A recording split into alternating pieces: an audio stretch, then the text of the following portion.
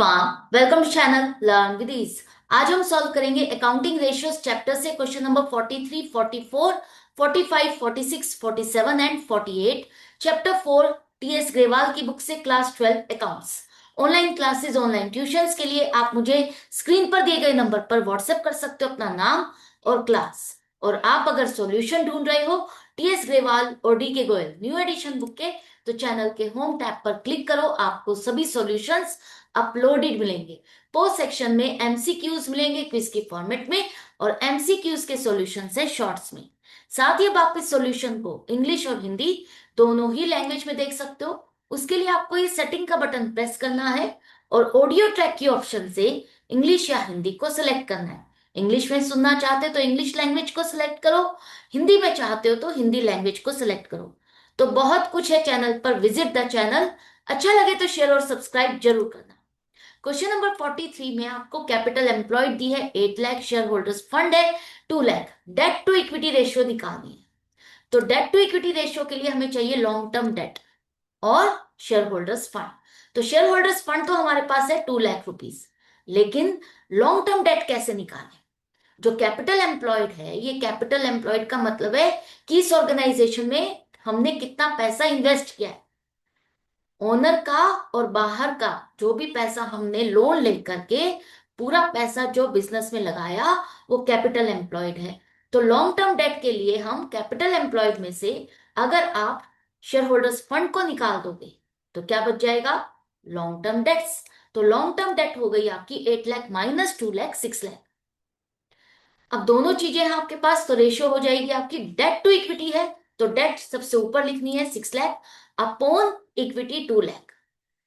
नीचे वाला जो डिनोमिनेटर है इसी से आपको इसे डिवाइड करना है, तो 3:1 आपकी रेशियो है।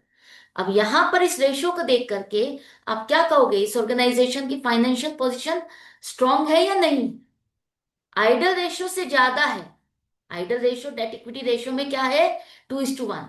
लेकिन वो आइडल रेशियो यहां पर अलार्मिंग पॉइंट है कि अगर आपने 2:1 से इस रेशियो को इंक्रीज किया तो इसका मतलब आपकी ऑर्गेनाइजेशन बहुत ज्यादा रिस्क पर है। आपकी ऑर्गेनाइजेशन की लॉन्ग टर्म फाइनेंशियल पोजीशन बहुत वीक है। इसके बाद क्वेश्चन नंबर 44 में किंग लिमिटेड एक कंपनी जिसकी करंट रेशियो है 2.5:1, वर्किंग कैपिटल है 1,20,000, टोटल एसेट्स है 3,80,000, टोटल डेट्स है 2,80,000। अब आपको यहां पर क्या करना है? Debt to equity ratio calculate करनी है। हमें क्या चाहिए? डेट और इक्विटी। शेयर होल्डर्स फंड हम निकाल सकते हैं। कैसे निकाल सकते हैं? ध्यान से देखो। टोटल एसेट्स आपको दिए 3,80,000। आपकी बैलेंस शीट में दो पार्ट होते हैं, एक एसेट साइड और कंपनी की बैलेंस शीट में दूसरी साइड होती है इक्विटी एंड लाइबिलिटीज। तो जितना टोटल आपकी एसेट का होगा उतना ही टोटल दूसरी साइड इक्विटी एंड लाइबिलिटीज का होगा, तभी बैलेंस शीट आपकी मैच करेगी। तो इसका मतलब हमारी इक्विटी एंड लाइबिलिटीज भी 3,80,000 है।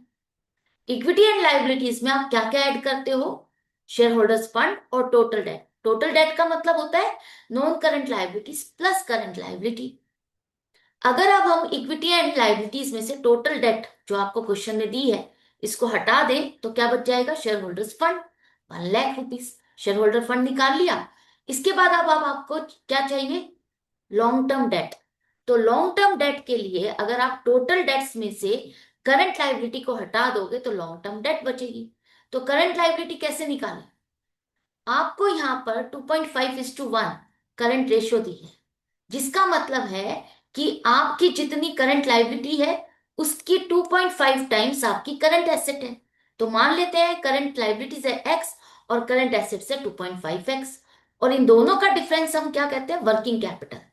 तो वर्किंग कैपिटल है आपके पास 1,20,000। इसके हिसाब से आपकी वर्किंग कैपिटल 1.5x है, जिसकी वैल्यू हमारे पास क्वेश्चन में है 1,20,000। तो x की वैल्यू क्या हो गई? 1,20,000 डिवाइडेड बाय 1.5, 80,000। x आपने किसको माना? करंट लाइबिलिटीज को। तो अब अगर टोटल डेट्स में से करंट लाइबिलिटीज को हटा दें तो क्या बचेगा? Long term date 2,00,000 rupees. दोनों चीजें आ गई तो रेशो हो गई 2 लाख अपॉन 1 लाख, 2:1। आपकी जितनी इक्विटी है उसका दुगना आपकी डेट है। तो ये आइडल रेशियो के बराबर है, लेकिन इसे अच्छा नहीं माना जाएगा। कंपनी को, ऑर्गेनाइजेशन को इसको रिड्यूस करने पर वर्क करना होगा। इसके बाद क्वेश्चन नंबर 45 में मोनिका लिमिटेड एक कंपनी है जिसकी quick ratio 1.5:1, working capital 1,20,000, inventories मतलब स्टॉक है 80,000, टोटल एसेट है 3,80,000 और टोटल डेट्स है 2,80,000। कंफ्यूज मत होना, ये क्वेश्चन अलग है और लास्ट क्वेश्चन अलग था। वहां करंट रेशियो थी, यहाँ क्विक रेशियो है। क्विक रेशियो के साथ आपको इस कैलकुलेशन को पूरा करना है। तो कैसे करें? शेयर होल्डर्स फंड आपका वैसे ही आएगा जैसे लास्ट क्वेश्चन में हमने किया था। टोटल एसेट है 3,80,000, जितनी टोटल एसेट उतनी ही आपकी इक्विटी एंड लाइबिलिटीज, मतलब 3,80,000। 3,80,000 में से अगर आपने टोटल डेट 2,80,000 को माइनस किया तो शेयर होल्डर्स फंड आ गया 1,00,000। इसके बाद हमें क्या चाहिए? Long term date. Long term date के लिए हम टोटल डेट्स में से करंट लाइबिलिटीज को माइनस करेंगे। अब करंट लाइबिलिटीज कितनी है, कैसे निकालें? आपके पास क्विक रेशियो 1.5:1, राइट। इसका मतलब जितनी आपकी करंट लाइबिलिटीज है उसकी 1.5x आपकी क्विक एसेट है। इन दोनों के बाद आपको एक चीज और दी है इस क्वेश्चन में, इन्वेंट्री और working capital.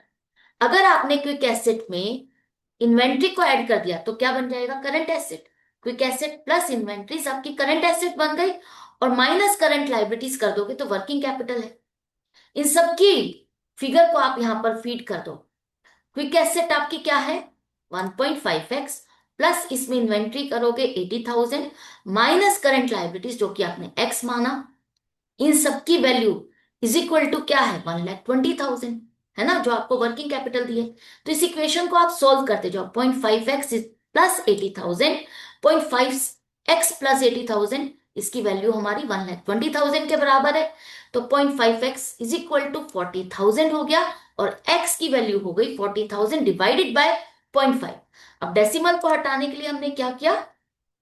Divided by 5 multiplied by 10 किया, right. 40,000 multiplied by 10 divided by 5, 80,000 आ गया, राइट।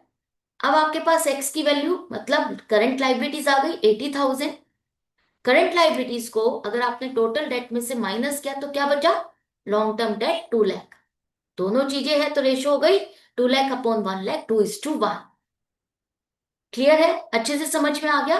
क्विक एसेट दी है तो आपको घबराना नहीं है। आपको जब ये पता है कि अगर हम क्विक एसेट में इन्वेंट्री को जोड़ देंगे तो करंट एसेट बन जाएगी, तो हमें करंट एसेट चाहिए। Current asset minus current liabilities working capital है। तो जो जो डाटा आपके पास है वो फीड करते जाओ, और फीड करके जो इक्वेशन बनी है उसको सॉल्व करते जाओ, आंसर तक डेफिनेटली पहुंच जाओगे। इसके बाद क्वेश्चन नंबर 46 में एक कंपनी की डेट टू इक्विटी रेशियो है 2। इसका मतलब है 2:1। जितनी आपकी इक्विटी है उसकी दुगनी, उसकी डबल आपकी डेट है। कुछ ट्रांजेक्शन दी है, इनका एनालिसिस करना है। इनके बेस पर आपकी रेशियो इंक्रीज होगी, डिक्रीज होगी, या कोई चेंज नहीं होगा, आपको यही बताना है। तो पहली ट्रांजेक्शन है कि आपने लैंड, नॉन करंट एसेट की सेल की, बेच दी, जिसको आपने अपनी बुक्स में 4,00,000 से शो किया हुआ है, और आपने इसे 5,00,000 रुपीज में बेचा, 1,00,000 के प्रॉफिट पे बेचा। तो कहां कहां चेंज आएगा? 4,00,000 के एसेट को बेच दिया तो नॉन करंट एसेट आपकी डिक्रीज हो गई, और आपको पैसा मिला तो 5,00,000 से आपका कैश या बैंक का बैलेंस इंक्रीज हुआ, करंट एसेट इंक्रीज हो गई। अब आपने इसको प्रॉफिट पे बेचा तो जो प्रॉफिट आपको मिला वो आपने प्रॉफिट एंड लॉस में दिखाया, और प्रॉफिट एंड लॉस का बैलेंस आपका रिजर्व्स एंड सरप्लस में जुड़ता है, तो इससे आपका रिजर्व्स एंड सरप्लस इंक्रीज हो गया। अब देखो, इन सब से डेट पर तो आपके कोई चेंज नहीं आएगा, लेकिन रिजर्व्स एंड सरप्लस अगर आपका इंक्रीज हो रहा है तो वो आपके शेयर होल्डर्स फंड को इंक्रीज कर देगा। शेयर होल्डर्स फंड में आपका रिजर्व्स एंड सरप्लस आता है, इसलिए आप इसमें प्लस करो 1,00,000। अब लॉन्ग टर्म डेट और शेयर होल्डर्स फंड दोनों ही 2,00,000 2,00,000 हो गई, इक्वल हो गई, तो 1:1 आपकी रेशियो है। आपकी रेशियो पहले से डिक्रीज हो गई। क्यों हुई? क्योंकि आपका डिनोमिनेटर इंक्रीज हो गया। डिनोमिनेटर इंक्रीज होने से रेशियो डिक्रीज हो गई। अब आपने शेयर्स इशू किए। क्यों इशू किए? क्योंकि आपने एक मशीनरी खरीदी, उसके लिए आपने कैश या बैंक से पेमेंट ना करके उसको अपनी कंपनी के शेयर्स अलॉट किए, तो कंसिडरेशन अदर देन कैश का केस है। मशीनरी आ रही है तो नॉन करेंट एसेट इंक्रीज हो गई, लेकिन इसके बदले में आपने शेयर अलॉट किए तो शेयर कैपिटल इंक्रीज हो गई। और शेयर कैपिटल इंक्रीज होगी तो आपके शेयर होल्डर्स फंड इंक्रीज हो जाएंगे, डेट आपकी चेंज नहीं होगी। शेयर होल्डर्स फंड आपका 1 लाख से 11 लाख हो गया, आपकी डेट में कोई चेंज नहीं आया, लेकिन आपका जो डिनोमिनेटर है वो इंक्रीज हो गया। डिनोमिनेटर इंक्रीज होगा तो आपकी रेशियो डिक्रीज हो जाएगी। अब नेक्स्ट ट्रांजेक्शन में देखो कि आपने डिबेंचर्स की रीपेमेंट के लिए, डिबेंचर्स की पेमेंट के लिए आपने उसके बदले उसको प्रेफरेंस शेयर्स अलॉट किए। डिबेंचर होल्डर्स को मैच्योरिटी के टाइम पर आपने उनका पैसा रिटर्न करने की जगह उन्हें ऑप्शन दी कि क्या वो प्रेफरेंस शेयर्स में इसको कन्वर्ट करना चाहेंगे, तो उन्होंने इसको प्रेफरेंस शेयर्स में कन्वर्ट किया। अब जब डिबेंचर्स आपके मेच्योरिटी के टाइम पर होते हैं तो वो लॉन्ग टर्म बोरोइंग से निकल करके करंट लाइबिलिटी में आ जाते हैं। तो ये 10 लाख के डिबेंचर्स आप एक तरह से पेमेंट कर रहे हो, तो करंट लाइबिलिटी डिक्रीज हो गई। और आपने शेयर्स इशू किए हैं तो शेयर कैपिटल इंक्रीज हो गई। लॉन्ग टर्म डेट आपकी चेंज नहीं हो रही है, सिर्फ आपकी शेयर कैपिटल इंक्रीज हो रही है। शेयर कैपिटल पहले से इंक्रीज होकर के 11 लाख हो गई, तो रेशियो आपकी पहले से डिक्रीज होगी, क्योंकि डिनोमिनेटर आपका इंक्रीज हो रहा है, बड़ा हो रहा है, न्यूमरेटर आपका चेंज नहीं हो रहा। ये क्वेश्चन हमने सॉल्व कर लिया। इसके बाद क्वेश्चन नंबर 47 में भी आपको एनालिसिस करना है। डेट टू इक्विटी रेशियो दी है 0.5:1। ये कौन सी ट्रांजेक्शन है जो आपकी इस रेशियो को इंक्रीज करेगी, डिक्रीज करेगी, या कोई चेंज नहीं लाएगी? तो इसको एनालिसिस करने के लिए देखो, long term debt to share holders fund 0.5:1 है। मान के चल लेते हैं कि 50,000 डेट है और 1 लाख आपकी शेयर होल्डर्स फंड है। अगर आपने शेयर्स इशू किए तो पैसा आया, तो बैंक बैलेंस इंक्रीज हुआ, करंट एसेट इंक्रीज हुई, और शेयर कैपिटल इंक्रीज हुई तो शेयर होल्डर्स फंड इंक्रीज हुआ। तो शेयर होल्डर्स फंड अगर इंक्रीज हो जाएगा आपका, डिनोमिनेटर अगर आपका इंक्रीज हो जाएगा, डेट आपकी चेंज नहीं होगी, तो रेशियो पहले से डिक्रीज हो जाएगी, राइट। इसके बाद आपने डेटर्स से पैसा रिसीव किया। डेटर्स कौन है? जिसको आपने सामान बेचा उधार पर। तो ये एसेट है, करंट एसेट। और करंट एसेट में आपको डेटर्स से पैसा मिला तो डेटर्स तो डिक्रीज हो गए, करंट एसेट डिक्रीज हुई। कैश मिला तो कैश इंक्रीज हुआ, करंट एसेट इंक्रीज हुई। आपकी डेट या शेयर होल्डर फंड पे कोई भी इंपैक्ट नहीं आएगा, चेंज नहीं होंगे, तो आपकी रेशियो जैसे पहले थी वैसे ही रहेगी, 0.5:1। इसके बाद redemption of debentures. Redemption of debentures का मतलब आपने डिबेंचर्स की पेमेंट कर दी है, डिबेंचर होल्डर्स का पैसा रिटर्न कर दिया। तो ये इसका मतलब ड्यू डेट आ गई थी, मैच्योरिटी के टाइम पर आपने इनकी पेमेंट की। तो जब मैच्योरिटी आ जाती है डिबेंचर्स की, ड्यू डेट आ जाती है, तो वो करंट लायबिलिटी बन जाते हैं। और आपने पेमेंट की तो कैश आपका डिक्रीज हो गया, करंट लायबिलिटी डिक्रीज हो रही है, करंट एसेट डिक्रीज हो रही है।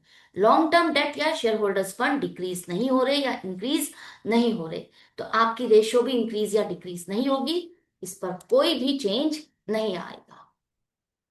इसके बाद आपने सामान खरीदा, गुड्स मतलब स्टॉक खरीदा उधार पर, क्रेडिट पर। स्टॉक खरीदोगे तो करंट एसेट इंक्रीज होगी, और उधार पे खरीदा है तो क्रेडिटर्स इंक्रीज होंगे तो करंट लायबिलिटी। इन दोनों से भी आपकी लॉन्ग टर्म डेट या शेयर होल्डर फंड पे कोई इंपैक्ट नहीं आया, आपकी रेशो जैसे पहले थी वैसे ही रहेगी, चेंज नहीं होगी। इसके बाद क्वेश्चन नंबर 48 में आपको एक बैलेंस शीट के फॉर्म में कुछ इंफॉर्मेशन दी है। आपको इसके बेस पर लॉन्ग टर्म और शॉर्ट टर्म फाइनेंशियल पोजीशन बतानी है कि इस कंपनी की कैसी है। तो लॉन्ग टर्म फाइनेंशियल पोजीशन को जज करने के लिए हम डेट टू इक्विटी रेशियो को यूज करेंगे, जिसमें हमें चाहिए long term date. Long term date में हम किसको कवर करें? एक तो long term loan from IDBI bank 30 lakh rupees, और बस यही है, कोई प्रोविजन नहीं है, कोई और लाइबिलिटी नहीं है। इसके बाद हमें चाहिए शेयर होल्डर्स फंड। तो शेयर होल्डर्स फंड में प्रेफरेंस शेयर कैपिटल आ जाएगी आपकी 5 lakh, equity share capital 15 lakh, securities premium reserve 1 lakh हम नहीं लेंगे, क्योंकि आपके पास टोटल रिजर्व एंड सरप्लस दिया है 4 लाख, जिसमें ऑलरेडी ये रिजर्व इंक्लूडेड है, तो आप दोबारा से ऐड नहीं करोगे। तो सिर्फ 4 लाख को आप ऐड करो तो टोटल हो गया 24 लाख। दोनों चीजें हैं तो रेशो हो गई आपकी 30 लाख अपॉन 24 लाख, 1.25:1। जितनी आपकी इक्विटी है उसका 1.25 आपकी डेट है, तो आइडल रेशियो से कम है, तो हम कह सकते हैं कि इसकी लॉन्ग टर्म फाइनेंशियल पोजीशन अच्छी है, क्योंकि आपकी डेट इक्विटी के बराबर ही एक तरह से इक्वल है, तो लॉन्ग टर्म फाइनेंशियल पोजीशन अच्छी है, स्ट्रांग है। अब हमें करंट रेशियो से इसकी शॉर्ट टर्म फाइनेंशियल पोजीशन बतानी है। तो करंट एसेट है 12 लाख, करंट लाइबिलिटीज है 8 लाख। तो रेशियो क्या हो गई? 1.5:1। जितनी करंट लाइबिलिटीज, उसकी 1.5 टाइम्स आपकी करंट एसेट है। तो आपकी करंट रेशियो क्या बता रही है? शॉर्ट टर्म फाइनेंशियल पोजीशन अच्छी है, क्वाइट अच्छी है, क्योंकि आइडल रेशियो से तो ये कम है। हम बहुत ज्यादा स्ट्रांग नहीं कह सकते, क्योंकि आइडल रेशियो के अकॉर्डिंग आपकी करंट लाइबिलिटीज की डबल अगर करंट एसेट होती है तो अच्छा है। अगर ये उससे कम है तो इसे हम बहुत ज्यादा अच्छा नहीं, पर हाँ अच्छा कहेंगे। तो आपने दोनों का एनालिसिस भी लिख लिया, समझ में भी आ गया, कैलकुलेशन भी कर ली। तो आई होप ये सारे क्वेश्चंस आपको समझ में आ गए। तो इसी तरह से आपको कनेक्टेड रहना है, सीखते रहना है, समझते रहना है। अगर वीडियो हेल्पफुल लगे तो लाइक का बटन प्रेस करना और ज्यादा से ज्यादा फ्रेंड्स में शेयर करना। मिलते हैं नेक्स्ट वीडियो में नेक्स्ट क्वेश्चन के साथ। Goodbye and take care.